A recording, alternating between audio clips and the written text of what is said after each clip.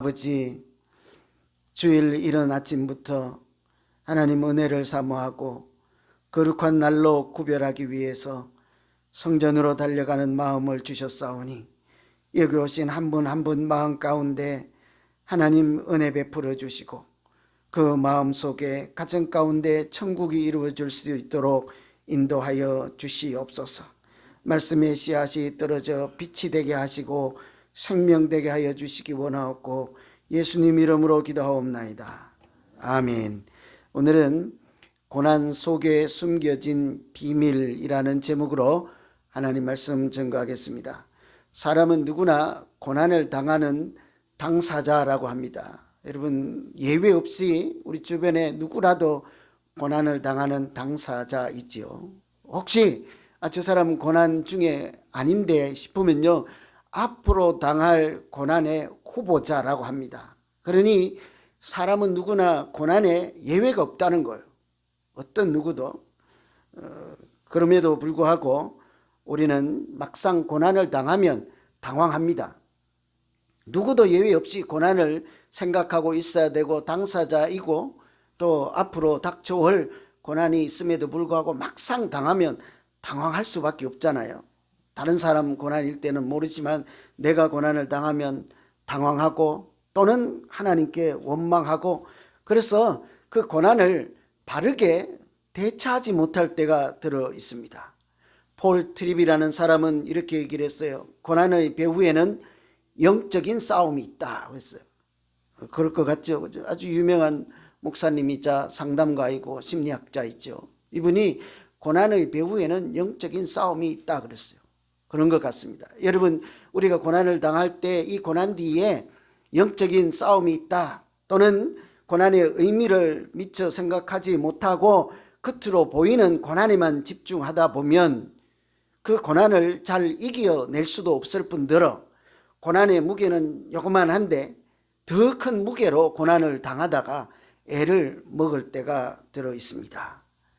그래서 우리는 고난을 당하면 이 고난 뒤에 있는 영적인 싸움을 생각하며 고난 뒤에 숨어 계신 하나님을 신뢰하고 그 고난의 터널을 믿음으로 담대히 걸어가면 고난 중에 주시는 하나님의 특별한 선한 열매와 은총을 맛보게 될 것이라. 아까 그 폴 트립이라는 사람이 한 말씀이에요. 고난 중에 있지만 숨어 계신 하나님이 계심을 신뢰하고 하나님의 은총을 맛보는 우리 모두 되기를 간절히 소망합니다. 지난 1년 동안 크고 작은 이렇게 많은 고난 중에 우리가 1년을 보냈습니다. 그 고난을 잘 견디시고 지금 우리가 이 자리에 이렇게 예배하는 자리까지 나오게 되었습니다. 얼마나 감사한지, 참 감격적인 순간이기도 한 것입니다. 그런데 우리가 그 고난을 이겨낸 것으로, 내가 오늘까지 살아남은 것으로 만족하지 않고 고난을 통해서 주신 하나님의 선한 열매가 있는지, 또 하나님께서 고난을 통해서 주시는 특별한 은총이 있는지 우리가 한번 살펴보아야 하지 않겠습니까? 그럴 때, 그런 지혜가 또 그런 믿음이 있을 때 앞으로 다가올 고난도 우리가 넉넉히 이겨낼 줄로 믿습니다. 오늘 말씀은 천국 같은 교회라고 하는 초대교회가요, 당하는 고난을 소개하고 있습니다. 고난 그 자체를 소개한다기보다 그 초대교회가 고난을 당하였을 때 어떻게 그 고난을 대처하였고 그 고난 때문에 하나님이 주시는 큰 은혜를 어떻게 누리게 되었는지를 우리에게 알려주고 있죠. 고난 속에 숨어있는 하나님의 비밀을 우리에게 알려주는 말씀이라 할 수 있을 것입니다. 그래서 고난 가운데 있습니까? 그러면 혹시 이 고난 중에 하나님의 숨겨진 무엇이 있을지 모르겠다, 이런 기대를 하시면서 고난을 맞이하면 좋을 것입니다. 당시에 7 집사 중에 한 명인 서대반 집사께서 순교를 당했습니다. 복음을 전하다가 돌에 맞아 순교를 당하죠. 살아남은 사람들도 핍박을 당하여서 흩어질 수밖에 없게 되었습니다. 여러분, 이런 고난을 당하면 그 순간 누구나 하나님은 과연 살아계실까? 하나님은 이 순간 나는 아프고 고난을 당하는데 하나님은 뭐하고 계시지? 이런 생각들 하게 되죠. 견딜 수 없는 큰 고통으로 다가오기 마련입니다. 여러분, 세상에 가장 큰 고난이 뭔지 아십니까? 가장 큰 고난. 건물이 무너지고 지진이나 해일이 오는 것일까요? 가장 큰 고난은요, 내가 당하는 고난이래요. 손가락에 가시가 하나 찔리는 고통일지라도 내가 당하는 것은 엄청나게 크지요. 다른 사람이 지는 십자가 고통보다 내가 바늘 하나에 찔리는 고통이 더 큰 고난으로 다가오는 것이 사람의 심정 아니겠습니까? 그런데 이 초대교회 사람들은요, 조금 전까지만 해도 자기들은 고난은 생각지도 아니하였습니다. 성령이 충만하고 그들의 손으로 하나님의 역사가 나타났잖아요. 기사와 표적이 나타나고 세상 사람들로부터도 칭찬을 받는, 칭송을 받는 그런 교회였습니다. 그런데 왜 갑자기 하나님은 또 이런 고통을 주시는 것일까요? 순교를 당하고 사방으로 흩어짐을 당하는 이런 고난을 통해서 하나님은 과연 무슨 하실 말씀이 있는 것일까요? 이 고난 속에 하나님께서 숨겨진 비밀이 있을까요? 고난 속에는요, 하나님의 부르심이 숨어 있습니다. 흔히 고난은 자기 스스로를 바라보는 시선을 바꾸어 준다고 그래요. 고난 없으면 우리가 자신을 잘 관찰하기가 어렵죠. 고난이라는 안경을 통해서, 고난이라는 그 사건을 통해서 나 자신을 바르게 진단하고 살필 수 있다는 얘기죠. 고난이 우리를 겸손하게 만들어주지 않습니까? 고난이 때로는 우리의 자존심, 오만을 내려놓게 만들기도 하지요. 고난을 당하면 누구나 참 우리가 연약하고 연약한 존재라는 사실을 깨닫게 하시죠. 그래서 그 순간 우리를 다시 발견해요. 대단한 사람인 것 같고 대단한 인간, 사람이라는 존재인 것 같은데 보이지 않는 바이러스 하나에도 온 세계가 얼마나 큰 고통을 당하였습니까? 그렇게 해서 그 고난을 통해서 우리가 우리 자신을 제대로 관찰할 때, 발견할 때, 그때 비로소 하나님이 부르는 소리가 들리기 시작하는 거예요.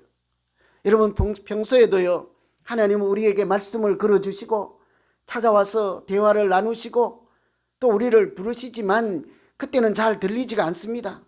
들려도 그냥 무시하기도 쉽고요. 고난을 당할 때 비로소 하나님이 우리의 귀를 더 크게 열어주시고 하나님의 세미한 음성까지 들을 수 있게 하시는 줄로 믿습니다. 유명한 분이 이렇게 얘기를 했어요. 우리를 부르시는 소리를 들을 수 있는 시기는 고난을 당하는 순간뿐이다 그랬어요. 하나님이 우리를 부르는 소리를 우리가 들을 수 있는 때는 내가 고난 중에 있을 때뿐이다. 고난 중이 아닐 때는 하나님이 아무리 불러도 들리지 않는다는 거예요. 들려도 무시할 수 있다는 이야기를 포함하고 있는 말씀 아니겠어요? 창세기 45장에 보면 요셉이 형제들을 만나는 이야기가 소개되어 있습니다. 가뭄이 들어서 그 땅에 양식이 떨어지니까 멀리 애굽 땅에 내려가서 곡식을 사러 갔습니다. 그 당시에 요셉은 총리가 되어 있었죠. 그러니 요셉은 형들을 알아보았는데 형님들은 총리가 된 요셉을 알아볼 수가 없었죠. 종으로 팔았는데 그 종이 어떻게 총리가 될 수 있겠습니까? 상상조차 할 수 없는 일이라 감히 큰 나라의 총리를 바로 쳐다볼 수 없을 뿐더러 알아보지도 못한 거죠. 그렇다고 하면 동생인 요셉이 내가 당신들이 팔았던 동생입니다 하고 말해주면 되잖아요. 알려주지 않습니다. 그리고 만일 옛날에 당한 것이 억울하면, 그리고 돈을 많이 벌 요량이면 옛날에 한 짓이, 형들의 한 짓이 믿고 하니까 이렇게 돈을 좀 속된 말로 하면, 세상 말로 하면 이렇게 바가지를 씌워서 돈만 많이 챙기고 곡식을 줘서 보내기만 하면 되지 않겠습니까? 그런데 그렇게 하지 않지요. 선뜻 곡식을 내주지도 않고 웬일인지 모르게 그 형들에게 자꾸 고난의 시간으로 이렇게 밀어넣지요. 죽일지도 모른다 하는 생각이 들 수 있도록 염려와 불안에 빠질 수밖에 없는 그런 함정을 만들기도 하고, 어떤 때는 한 사람을 감옥에 가두어 놓고는 당신들은 저 멀리 다시 집으로 가서 거기에 남겨둔 내 친동생 베냐민 다시 데리고 오라. 얼마나 많은 시간이 걸리겠어요. 그 동안에 그 한 사람, 옥에 갇힌 사람은 죽을 수도 있지 않겠습니까? 그런 불안과 염려와 걱정 가운데로 그들을 밀어내고 고통의 시간 속으로 그들을 밀어넣었습니다. 형들은 알 수 없지만 이 요셉은 그 고통 시간을 주고 고난을 당하면서 그 고난 중에 요셉만이 알고 있는 비밀한 계획이 있었기 때문이죠. 무엇이겠습니까?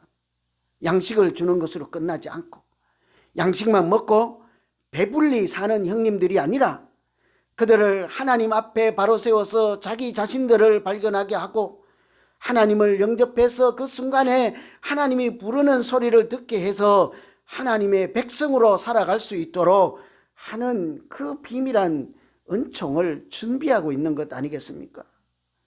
요셉이 주는 고난 속에도 이런 비밀한 계획이 있는 것처럼 하나님께서 우리에게 고난을 주실 때는 우리는 요셉 형들처럼 알아챌 수는 없지만 하나님은 우리가 알지 못하는 사이에 특별한 은혜를 주시기 위한 비밀한 계획을 갖고 있습니다.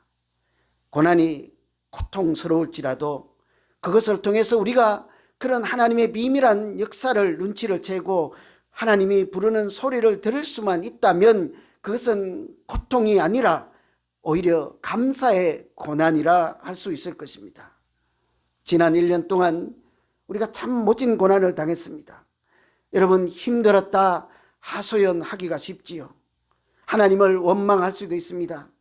그러나 그 고난 속에 숨겨진 하나님의 부르심을 우리가 들을 수만 있다면 그 부르심을 들으면서 그것을 고통이 아니라 감사의 고난이 되게 하시고 또 우리에게 은혜를 주시기 위해서 하나님이 가지고 계신 그 사랑의 하나님을 만남으로 고난이 오히려 소망의 기간이 되기를 간절히 기원합니다. 두 번째는요, 고난 속에는 하나님의 방법이 숨어 있습니다. 4절에 보시면 흩어진 사람들이 두루 다니며 복음을 전할 새 빌립이 사마리아 성에 내려가 그리스도를 백성들에게 전파하였다고 하죠. 아시는 대로 사도행전 1장 8절에 사도행전 전체 큰 그림이 이렇게 표현되어 있습니다. 오직 성령이 임하시면 너희가 권능을 받고 예루살렘과 온 유대와 사마리아와 땅끝까지 이르러 내 증인이 되리라 그렇게 했죠. 거기에 보면 좀 지도를 아시면 첫 번째 지역이 예루살렘이잖아요. 한 도시예요. 온 유대는요, 예루살렘을 벗어난 그 나라라고 할 수 있겠죠. 그 다음에 사마리아는요, 그보다 조금 더 멀리 떨어진 개념이라고 할 수 있죠. 사마리아 땅끝까지 하나님께서 하나님 나라를 확장하고 하나님 나라를 세워가는 하나님 자신의 이야기가 사도행전 말씀이에요. 하나님은 그런 계획을 갖고 계세요. 예루살렘, 또 온 유대, 사마리아, 땅끝까지라고 하는 큰 그림을 갖고 계십니다. 그런데 초대교회 사람들은 예루살렘과 유대까지는, 온 유대까지는 생각할 수는 있지만 사마리아는 도무지 상상할 수도 없는 곳이었습니다. 그곳은 그 당시 사람들은 사마리아에는 가지도 않습니다. 사마리아 출신들은 사람 취급도 하지 않습니다. 혹시 사마리아보다 더 멀리 북쪽으로 가야 되면 빙 둘러서 우회 도로를 통해서 비켜서 그 너머의 지경까지 가고는 했지요. 그곳에 오래전에 이스라엘 나라가 망할 때 앗수르라고 하는 강대국이 그 땅을 점령하고 사마리아 지역에 있는 사람들을 다 포로로 잡아가고 그곳에는 이방 사람들을 데리고 와서 살게 하였습니다. 그러니 사마리아라고 하는 곳은 유대 땅에 있는 이방 나라인 거예요.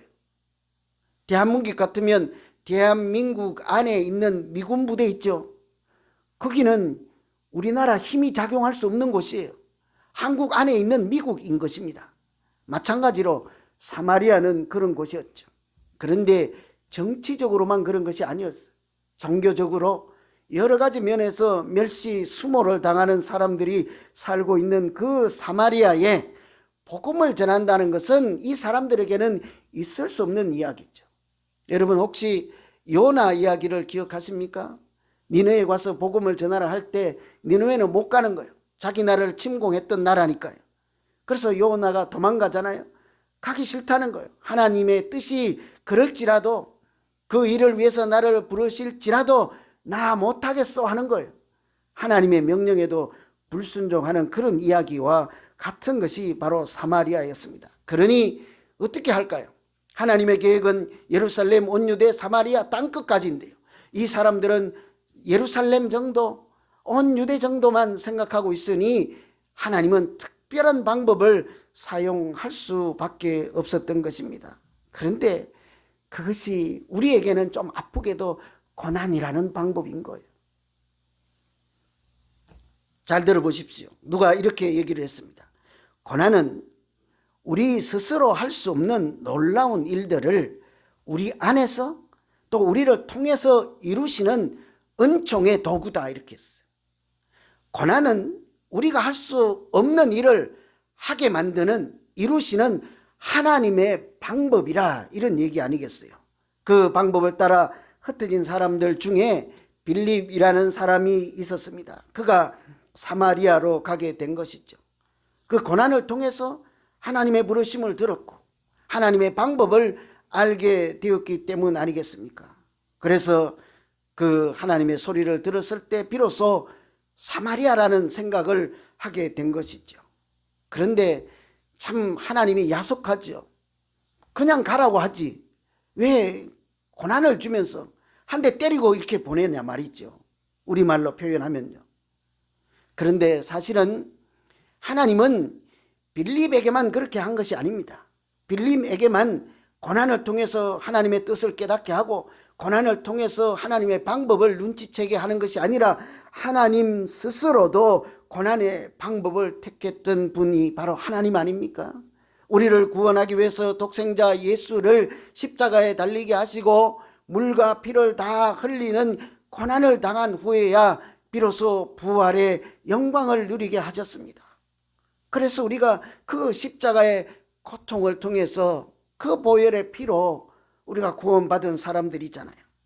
여러분 혹시 지금도 어려움 중에 계십니까? 혹시 고난 중에 계십니까? 그렇다고 하면 이 고난은 나를 위해서 준비하시고 나를 위해서 하나님이 쓰시는 특별한 방법일 수도 있겠구나 이렇게 짐작하시면서 고난 중에는 더욱 나 가까이 오시고 또 도우시는 하나님을 생각하시며 그 은총의 하나님의 방법, 비밀하지만 잘 알지는 못하지만 아프지만 하나님의 방법을 붙잡고 다시 일어서는 우리 모두 되기를 소망합니다. 마지막으로 고난에는요 큰 기쁨이 숨어 있습니다. 고난과 기쁨은 공존할 수 없는 개념이 있잖아요. 그런데 고난 중에는 더 큰 기쁨이 숨어 있다고요. 오늘 8절에 보시면 그 성에 큰 기쁨이 있더라 이렇게 얘기를 하죠. 맨 앞에 1절에는요 핍박이 있어서 다 흩어지게 되었더라. 결론은 무엇입니까? 그 성에 더 큰 기쁨이 있더라 하는 거죠. 참 어울리지 않는 그런 이상한 현상이 일어났습니다. 어떤 사람이 말하기를 고통을 통하지 않고는 고통스러운 누군가를 위로할 수 없다고 했습니다. 우리가 아파보지 않으면요 다른 사람 아픔을 이렇게 가늠할 수가 없습니다. 우리가 돈이 떨어져 보지 않으면 가난한 사람의 심령을 알 수가 없어요. 우리가 배고파 보지 않으면 여러 날 굶은 사람의 그 심정을 배가 고파서 빵을 훔치는 사람의 심정을 알 수가 없는 거예요. 무작정 훔쳤다고 비난할 것도 사실은 없는 거예요. 살아야 하지 않겠습니까? 그처럼 고통을 당하지 않고는 고통스러운 누군가를 위로할 수 없다고 그렇게 말씀하고들 합니다. 고난을 당하면 그 고난의 깊이를 상상조차 할 수 없기 때문이죠. 그래서 하나님은 고난이라는 것을 통해서 우리를 먼저 하나님의 사람으로 자라도록 그렇게 인도해 주십니다. 고난을 통해서 우리의 긍휼의 그릇을 키워주시죠.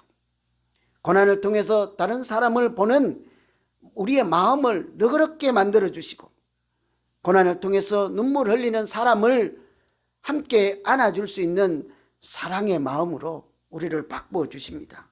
빌립도 그 동료들이 스데반 집사님께서 순교하시는 것을 보며 위로의 전달자로 그 마음이 변화되기 시작하였습니다. 그러니 사마리아를 생각하게 된 것 아니겠어요? 지금까지 관심조차 갖지 않았던 사마리아 사람들을 마음에 품기 시작하고, 그들도 서럽겠구나, 그들도 아프겠구나 하는 생각을 할 때 비로소 하나님의 말씀을 전달하는 위로의 전달자로 사마리아로 갈 수 있었던 것이죠. 막상 거기 가보니 예수님이 만났던 우물가의 여인과 같은 하나님의 위로가, 긍휼이 필요한 사람들이 많이 있었습니다. 귀신 들린 사람이 있었고, 걷지 못하는 사람이 있었고, 중풍병자들이 있었습니다. 그들에게 하나님의 말씀을 전했죠. 이 빌립이라는 사람의 이름은요, 용사라는 뜻이에요. 하나님으로부터 고난을 당하고 자기 마음이 자라고 보니 그곳에 가서 마치 용사처럼 이렇게 말씀을 선포하는 거예요. 주 예수를 믿어라. 그리하면 너와 내 집이 구원을 얻으리라 하고 구원의 은혜를 그곳에 선포할 수 있었던 것이죠. 그러니 그곳에 더 큰 기쁨이 있더라. 어떻게 이야기를 해야 될까요? 나는 아프지만 저들은 하나님의 은혜를 보았더라. 이런 역사가 나타난 것 아니겠습니까? 베드로전서에는 그리스도의 고난에 참여하는 것을 즐거워하라 그래요. 이런 성경 말씀 들으면 어떠세요, 여러분? 좀 기분 나쁘지 않으세요? 이런 건 아멘 안 하고 싶잖아요. 고난이라는데, 즐거워하라는데요. 약 올리는 것도 아니고 고통을 주면서 울지 마, 울지 마 이런 것과 똑같은 거예요. 우리 하나님이 그렇게 말씀하시는데 아멘이 됩니까? 그래서 저도 하도 고민을 하고, 야, 이거를 교인들에게 어떻게 설명을 하지? 여러분, 제가 좀 아프세요? 웃어요. 그래도 그러면 뭐라고 하시겠어요? 좀 정신 나갔나 이럴 거 아니에요. 하나님이 그러신다고요. 그리스도의 고난에 참여하는 것을 즐거워하라. 그래서 제가 기도하며 고민하는데 로마서 말씀이 생각이 났습니다. 여러분, 뭐라고 합니까? 환난 중에도 즐거워하는 것은 환난이 인내가 연단이 마지막에 뭐예요? 소망을 주는 것을 알기 때문이라 한 거예요. 하나님은 알고 계셨습니다. 그 고난을 통해서 결국은 소망을 회복하게 될 것이라는 것을 알고 있으니, 미리 알고 있으니, 아니 우리를 그렇게 인도할 예정이심으로 지금 아플지라도 고난의 유익을 생각하며 즐거운 마음으로 이겨내라 하는 말씀 아니겠습니까? 일제 식민지, 요즘 올림픽을 한다고 독도를 자기 나라 땅이라고 버젓이 그려놓고 고쳐라 하니까 맘대로 해라, 올림픽에 올라만 오고 말라 하잖아요. 그렇죠? 뭐라고 해야 돼요? 어떻게 해야 됩니까? 우리가 그냥 나라를 다 빼앗겼을 때 일제시대에 우리가 지금 느끼는 고통보다, 당하는 서러움이나 어려움보다 비교할 바가 없을 것 아니에요. 종이 된 신세니까. 당시에 우리 믿음의 선조들은 풍전등화 같고 태평양의 하나의 조각배처럼 난파된 난파선 같은 우리 대한민국 조국을 생각하면서 이렇게 찬송을 하며 살았다고요. 하나님께서 순풍을 주실 때는 그 순풍 참 감사합니다. 지금처럼 나라가 망해서 이 고통과 고난 중에는 이 고통이라는 큰 풍랑이 일어나서 내가 쉬지는 못하지만 이 풍랑 인하여서 내가 더 빨리 나아갑니다. 바다에 바람이 불면 때로는 바람이 침몰시키기도 하지만 그 바람이 배를 빨리 몰고 가기도 하잖아요.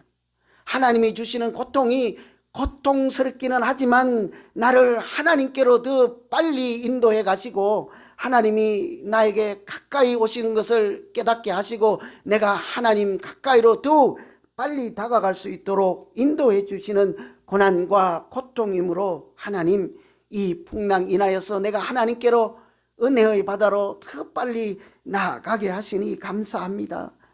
그때 이렇게 찬송했다고요. 그러니 고난 중에도 그들은 소망을 잃지 않았습니다. 고난 중에도 큰 은혜를 베푸시는 하나님을 기억하며 힘을 내고 그렇게 믿음으로 살았을 때 하나님이 독립이라는 회복을 주시고 또 믿음이라는 온 세계 열방으로 복음을 전하는 나라로 그렇게 만들어 주신 줄로 믿습니다. 여러분, 고난 중에는요, 잘 안 보여요. 하나님의 방법이 숨어 있고 그래도 안 보여요. 고난보다 더 큰 은혜가 예비되어 있어요. 그래도 안 보여요. 고난 중에는 우리에게 말씀을 걸어오시는 하나님이 계신다고요. 그런 하나님을 붙잡고 고난 중에 다시 일어서서 소망 가운데 행복하게 믿음 생활하는 우리 모두 되기를 간절히 소망합니다. 이제 같이 한번 기도하겠습니다. 하나님 아버지, 고난 중에 때로는 그 고난에 눈이 가리워져서 뒤에 숨어있는 하나님 보이지도 않고 가까이 오셔서 말씀하셔도 들리지도 않고 고난 때문에 당황하고 어찌할 바를 모를 때 하나님 믿음의 눈을 뜨게 하시고 귀를 열어주시고 고난 중에 숨겨두신 하나님의 방법도 배우게 하시고 고난 중에도 예비하신 하나님의 은혜가 있음을 알게 하셔서 넘어지지 않고 넘어질지라도 여전히 붙잡고 계신 하나님과 동행하며 복되게 살아가는 믿음, 지혜를 더하여 주시옵소서. 오늘 이 일찍 나오셔서 예배드리는 여기 계신 한 분 한 분 주님 더욱 사랑하여 주시고 오늘 주일 거룩하게 보내는 곳곳 장소마다 사람을 만나는 자리마다 동행하시고 은혜 베풀어 주시옵소서. 예수 그리스도 이름으로 기도하옵나이다. 아멘. 이제 우리